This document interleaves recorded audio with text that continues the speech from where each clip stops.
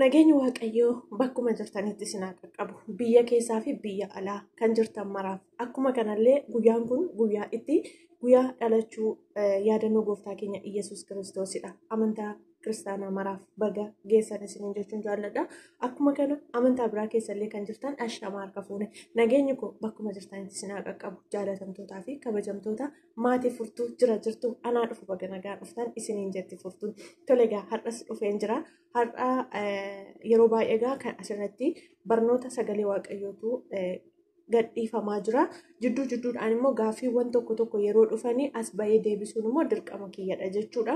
Sababiin isaas namni tokko gaafa gaaffii nama gaafatu yeroo isaa aarsaa godheetudha kan nama gaafatu waan ta'eef anis yeroo qaburraa aarsaa godhee gaaffiin gaafatame deebisuudhaaf argameen jira. Akkuma kana gaaffiin kutaan tokkoffaa kanaan dura obboleettii koo firoomsee irraa kanan gaafatame deebi'ii kenneen ture. Ammas immoo kutaan lammaffaa dhimmuma sanaan kan wal qabate karaa boontuu faamilii naaf dhufee jira jechuudha. Gaaffichi gaaffii ciccimaadha. Amman keessa wanta danda'u yookaan immoo dhugaa na bira jiru sana nan deebisa jechuudha. Tole gaaffii kabajaan ulfinaan na gaafachuu keessaniif warri na gaafataa jirtan guddaa galatoomaa isiniin jedha. ሁላችሁም ባላችሁበት ለቤቴ አዲስ የሆናችሁ ቤተሰብ ሆናችሁ ደግሞ ላይክ ሼር ያደርጋችሁ ሐሳባችሁን እየሰጣችሁን ተከታተሉኝ ይላል። እንግዲህ እግዚአብሔር ከረዳኝ እነዚህ ከዚህም በፊትም ያቀረብኩትን መልስ አሁንም ይሄኛውንም ደግሞ ሌላ ጊዜ በአማርኛ እግዚአብሔር ይረዳኛል መስራት ፈልጋለሁ ማለት ነው። ሰላም ብዬ አስባለሁ። እሱ ምንድነው ጥያቄው ከትዳርና የቤተሰብ ህይወት ጋር ተያያዘ ነው። ስለዚህ እግዚአብሔር ከረዳኝ እመልሳለሁ ብዬ ተስፋ አደርጋለሁ። በአማርኛ ሰራለሁ ብዬ ተስፋ አደርጋለሁ። ምክንያቱም እዚህ ጋር በአፋን ኦሮሞ ብቻ ስላልሆኑ የሚከታተሉኝ ሰዎች እግዚአብሔር ከረዳኝ እመልሳለሁ። እንግዲህ ብዙ ጊዜ እዚህ ላይ የሚለቀቀው ትምህርታዊ የመጽሐፍ ቅዱስ ትምህርታዊ ነው። ግን ይሁን እንጂ አንዳንዴ ደግሞ እንደዚህ ቤተሰብ የሆኑ ሰዎች መጥቶ ቤተሰብ ጥያቄ ሲጠይቅ የመመለስ ግዴታ ስላለብኝ መጥቻለሁ እና እናንተም በአማርኛ ለምትከታተሉኝ እህት ወንድሞቼ እግዚአብሔር ይረዳኛል። ሰዓት እግዚአብሔር ይሰጠኛል። በአማርኛ ይሄንን ጥያቄ ለመመለስ ሞክራለሁ ሌላ ጊዜ ማለት ነው። እና የጠየቀችኝ ቦንቱ ፋሚሊ ናት። እንዲሁም ደግሞ ቤተሰብ ሁሉላት ለሷ ማለት ነው። በጣም ጎበዝ ልጅ ናት። ሙጫጭምቱዳ ያደ በበሬዳ ጎርሰ በበሬዳ ያደ ፋላት የተቆረጥለ ያደ ጋሪት ጅጅርቴ ነምኒ ከራ ቀጀልና ከራ ጋሪዳን አከ ሁበቱ ነማ ጎቹ ደንዴሱ ደጀቹዳ ከናፍ ወርዶፋኒ me gaaffii ishii kallachumaan dubbisee deebi'ii kennuutti deema jechuudha. Jalqaba nagaadhaan eegalte nagaan kee baay'eetu akkam nagaa jirtaa furtuu koo yaa bashannanaa nama baay'ee si jaaladha. Ani bee dhuguma atuu na boojitee onnee koo gaaffii si gaafadhaa akka naaf deebistu abdiin qabaa jetteerti. Na namatti tola. Galatoomi kan nama jaallatu nama waaqayyoon isaa uumaa isaa sodaatuu fi uumaa isaa jaallatudha. Jaalalli kennaa rabbiiti. Waaqayyo isaa eebbisee eebbifamisiin jechuun jaalladha. Gaaffii tokkoffaa furtuu kiyyoon jaalalaa bara meeqa qabuu eegalee. Asuma dhiyoodha baay'ee miti.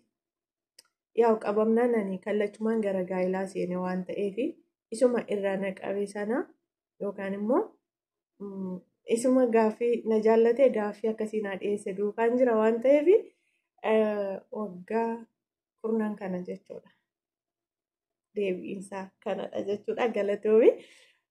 Gaaffiin lammaffaa akkana jedha. Erga jaalalli si qabee furmaanni jaalalaa yookaan qorichi isaa eenyu ture? Qorichi isaas furmaanni isaas namuma ani amma wajjiniin gaa'ila dhaabbadhee jirudha. Furmaanni isaas qorichi isaas isumadha jechuudha. Asuma si deebi'e. Kanaaf dhugaa dubbachuudhaaf jaalatamuun baay'ee bareedaadha. Nama jalqaba jaallate tokko wajjiniin immoo jireenya keetti fufsiistee jireenya walitti fufinsa jiraachuun dhugaa dubbachuudhaaf carroomuudha kun jechuudha. Kanaafuu furmaannis qorichis isuma jechuudha. Deebi'ee si deebi'eeradheen abdii guddaa qaba. Tole gaaffii sadaffaa furtuun waggaa meeqatti gaa'ilatti seentee? Furtuun waggaa meeqatti kan jedhu Egaa mindaan dhiiraa fi umriin dubartiin gaafatamu jedhama. Suuraan asirra sii kaa'u kanarraa ilaaltee tilmaamuu dandeessa jechuudha. Amma isheen geessu yeroo sana akka kanadha. Egaa amma jireenyis yaa haalli nuuf furdisee garuu yeroo sana suura irraati umuriis madaaluu dandeessa.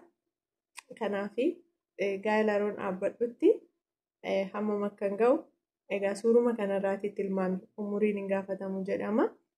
Garuu dhugaa dubbachuudhaaf taanaan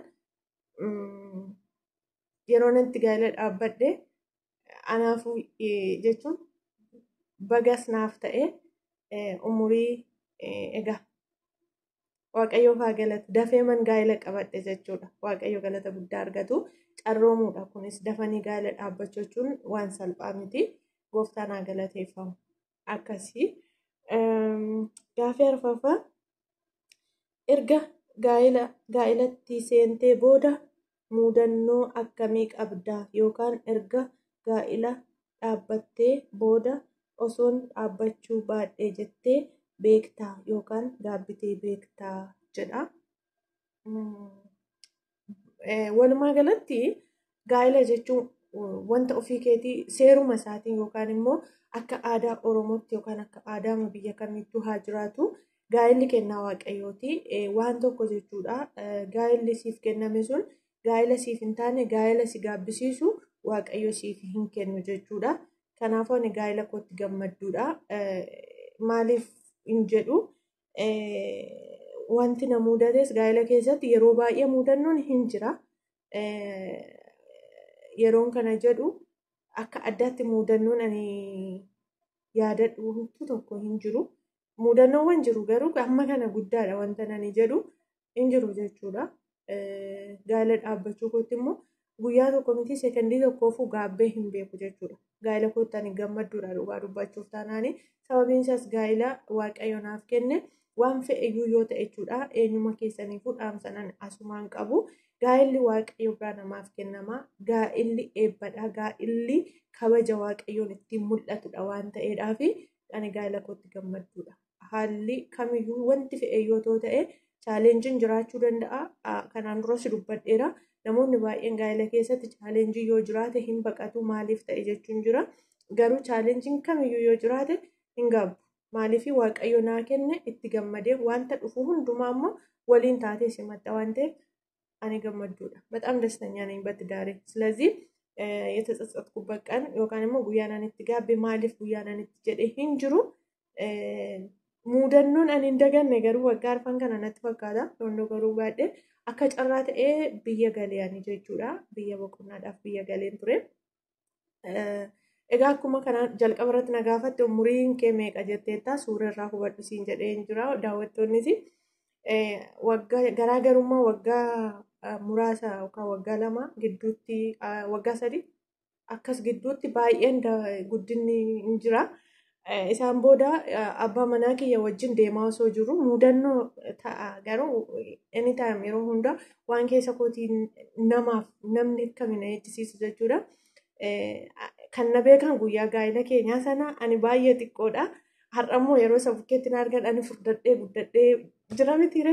Isaan booda akka waan inni anaan na dhiisee nama biraa fuudhee tokkotti namoonni odeessanii osoo hin beekin illee lola kan isa loluudhaaf itti dhufan illee namoonni tokko tokko gaa'ela keessatti gaa'ela waaqayyo jaallatee eebbisee bareechee sii kenne gaafa waan hin taane irratti dhagaan hariidhaan dhugaa isaaniitti fakkaate maaliif akkas ta'adhanii dafanii waa tokko irra murteessan jiru. Anadha kan isa wajjin deemaa jiru akka carraa ta'e cidha wayii waamichichi haadha warraajjin jedha. Ani immoo guyyaan itti galee fi ciini sun walitti dhiyoo ta'ennaan deemne jechuudha waliin. Namoonni garuu kan odeessan akka waan inni dubartii biraa fuudheettidha. Mudannoo kana ni raanfadhu dhugaa dubbachuuf taana mudannoo haa ta'u hin beeku garuu yeroo hundumaa sammuu koo keessa kana deddeebi'u isa kanadha. Namni maaliif kan jedhu na kolfisiisallee jechuudha. Anadha kan faana deemaa jiru anadha kan wajjiniin jiru. Booda namni suni jechuun ishiinoo xiqqoo turte guyyaa sana akkamitti bakka jira mitiiree safuu jijjiirama namaatiif safuu hojii waaqayyootiif jedhanii akkasitti bira darbame jechuudha. Isa kana hin dagadhu. Kana achitti maaliif kan jedhu guyyaan ani itti gaabbu tokko hin jiru. Sababiin isaas kanaan dura irra deddeebi'ee waa'ee abbaa manaa kun nan dubbadha dhugaa dubbachuudhaaf taanaan waaqayyo isaa eebbisu. Yeroo hundumaa waaqayyo yeroo isinii kennu haala kam keessayyuu ta'a waan kamiyyuu haa ta'u abbaa manaa maatii keessan isiniif kabaju abbaa manaa maatii keessaniif bakka qabu waaqayyo isiniif haa kennu. Dhugaa dubbachuudhaaf taanaan namoonni tokko argeeranii jechuun walitti dhufeenya namootaa keessatti namoonni tokko maatii nama ofii walii hin kabajanii waaqayyo isaa eebbisu maatii koollee nama baay'ee naaf kabajudha. Ana caalaatti akka ilmoo jechuun bakka ana caalaatti isaaniif nama yaadudha. Kanaafuu wanti natti hir'ateen jiru waan ta'eef gammadduudha jechuudha. Jireenya kootti akka mudannootti yoo ta'e isa kana hin irraanfadhu jechuudha.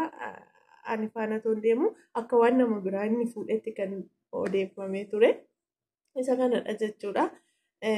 Maaliif garaagarummaan waggoota xiqqoo gidduutti jiru garoon gaa'ela dhaabbadhuu fi ergasiitii kanadha kan nama mudate jechuudha. Garaagarummaa umuriin jiru jechuudha.